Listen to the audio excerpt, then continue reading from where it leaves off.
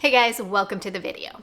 As I mentioned in the last two videos, I originally planned on doing one video about this topic, but after I edited, it was way too long for one video.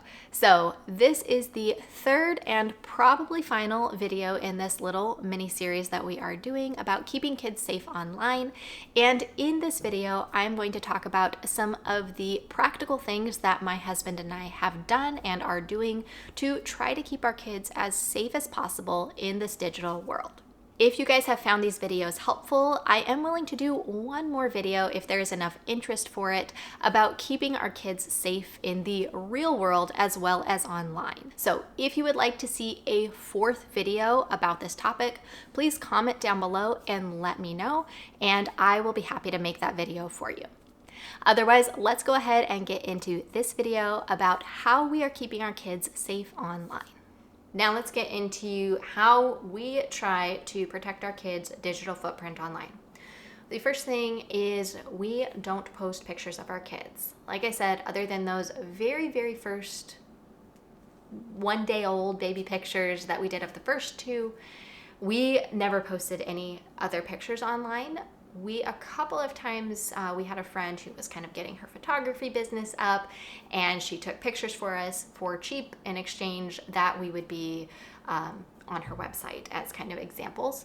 So we did sign model releases for her at the time for her website. I honestly don't even know that her website is still live anymore, so I'm not sure if she's still doing that or not. But other than those two situations, we have not posted pictures of our kids. However, it can be very difficult if you have friends that like to post pictures, because what we ran into is even though we weren't posting anything, we would be in a group with friends or family and people would be taking pictures of everyone and people would post the pictures online of everyone. And what they would do is they would tag my husband or I on the kid's face, so people could easily see where we were, who the kids' parents are, which then makes it really easy to figure out where you live and what your address is. It's not hard to figure out where people live if you really want to, which is kind of scary, but people would have all this information. And so even though my husband and I weren't posting it, other people were. So I initially completely deleted all of my accounts. I just said it's not worth it to me, and there's a lot of uncomfortable conversations that we had to have of asking people, please remove this picture, and people getting frustrated with us, and people saying, well, this relative posted a picture, so why can't I? And it was really frustrating and stressful when you're just trying as a parent to keep your kids safe and you feel like you're running into brick walls a lot. So I just deleted. I deleted everything. And I thought, okay, well, at least people can't tag me. But then people just started tagging my husband. So eventually he did the same thing. He deleted his Facebook, deleted his Instagram, and honestly, we haven't really missed it. And if people are still posting pictures of our kids, they at least can't tag us, so the kids don't have any sort of identifiers of their names or who their parents are or anything like that tagged with the picture. And that was just kind of our best effort for keeping them offline, and it was completely worth it to us. We have not missed it at all. Sometimes people will be like, oh, are you guys on Facebook? We're like, oh, no. Is that still a thing? It just, when you're not on it, you're not on it, and it's weirdly very freeing in so many ways. I'm thinking about making a video on that at some point, but that's a whole other thing. Now, I realize after I shot this that I am saying that we try to keep our kids' images offline, as most of my backgrounds have family photos in them. So I just wanted to explain that I do my best when I am making videos to have myself in focus and everything behind me kind of blurred out. You shouldn't be able to see any kids' faces or be able to really identify anyone in the pictures aside from maybe me, because you can see me up close and you can tell which one I would be in the pictures. So that is something that I am still kind of debating on, even if that is safe. I don't know if I need to take pictures off my walls to film or something like that.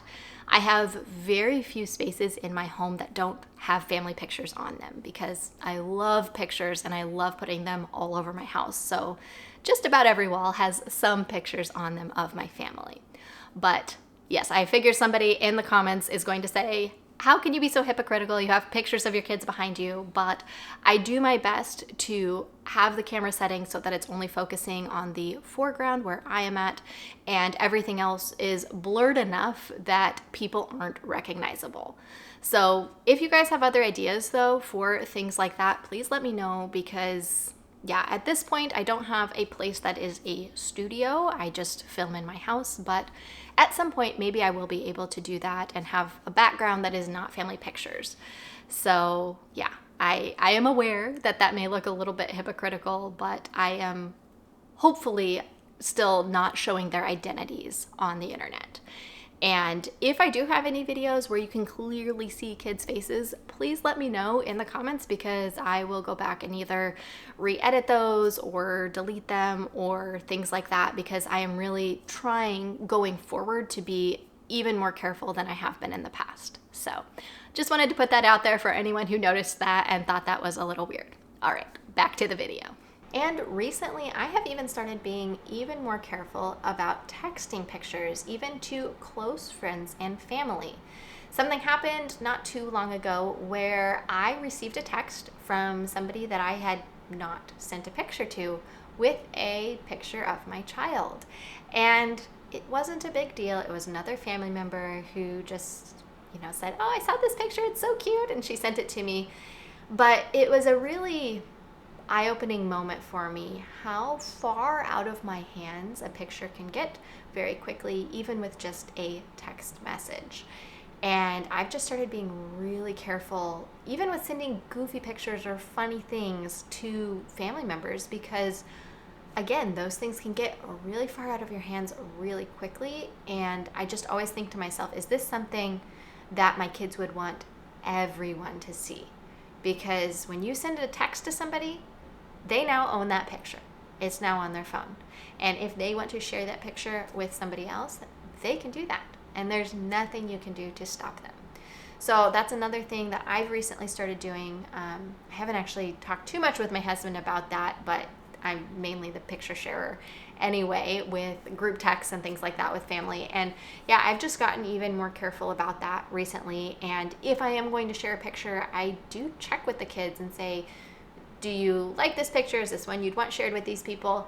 Now, I know I said kids can't consent, but it is a little bit different sharing a text with a very small amount of people versus blasting it all over the internet.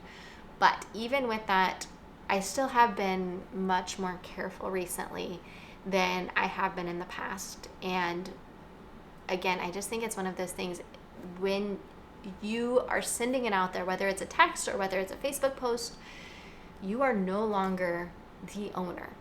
Somebody else is. And I really don't want anyone else to be the owner of my kids' images and any content that I have of my kids. And even when we send out Christmas cards, I will ask my kids, I make sure that they want me to put any information. I usually put a little blurb about each child, what each child is doing, things they're interested in, instruments, just some basics that they've been doing through the year.